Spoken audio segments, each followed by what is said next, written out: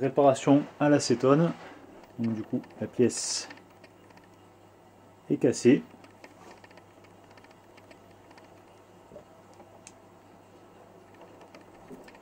Je la trempe un petit peu dans un fond d'acétone.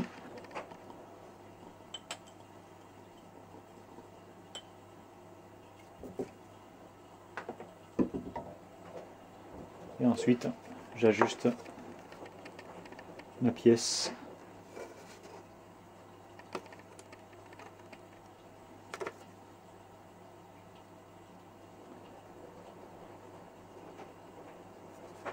Correctement.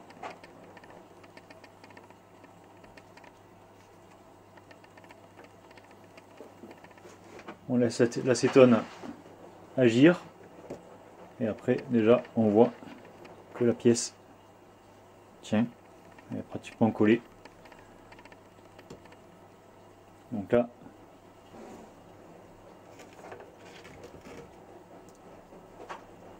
la pièce tient mais reste encore fragile. Donc ensuite dans le trou on fera un petit renfort. Après quelques minutes on voit que déjà la pièce tient, parce qu'on peut presque tirer la pièce. Donc là on va faire un renfort en remplissant cette zone avec tout simplement le reste d'acétone. On va faire fondre du polystyrène dedans, qui va fondre tout de suite. Et on va mélanger jusqu'à avoir une pâte. Donc on mélange pour avoir un peu comme un genre de pâte chewing-gum. Et quand tout est bien mélangé, donc il n'y a plus de polystyrène, en fait on va venir appliquer donc l'acétone qui reste dans la préparation, on va venir faire fondre légèrement la partie à coller, ce qui fait que ça va avoir une très bonne adhérence.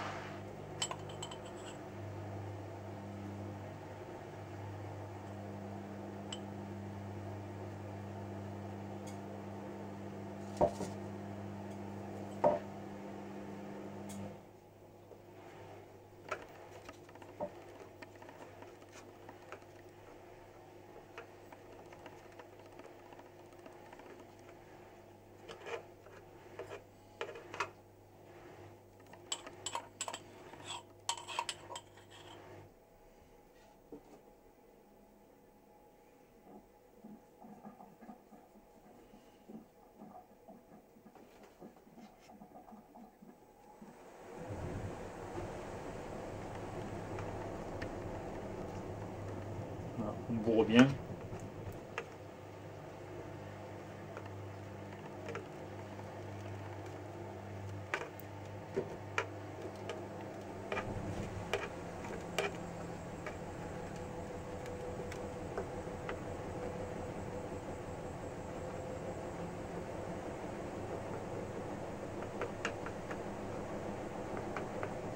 Voilà, donc là après en quelques jours, il y a l'acétone qui va bien s'évaporer et la pièce va devenir très très dure, bien collée et ne bougera pas.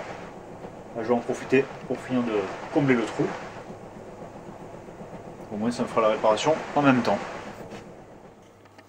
Voilà, donc du coup je suis venu remplir ma pièce, en même temps j'ai comblé le trou.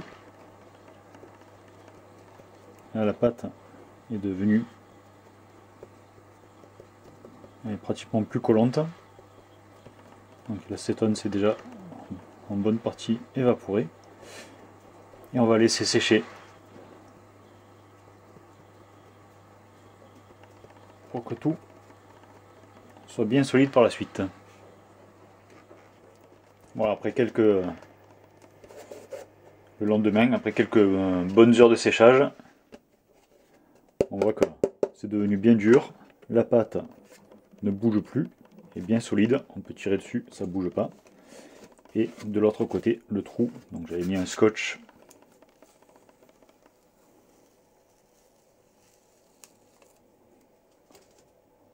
Voilà, on voit que l'acétone a un peu fait fondre le plastique de la carrosserie. Et il suffira de poncer un petit peu pour rendre tout ça lisse, repeindre, et ça se verra plus du tout.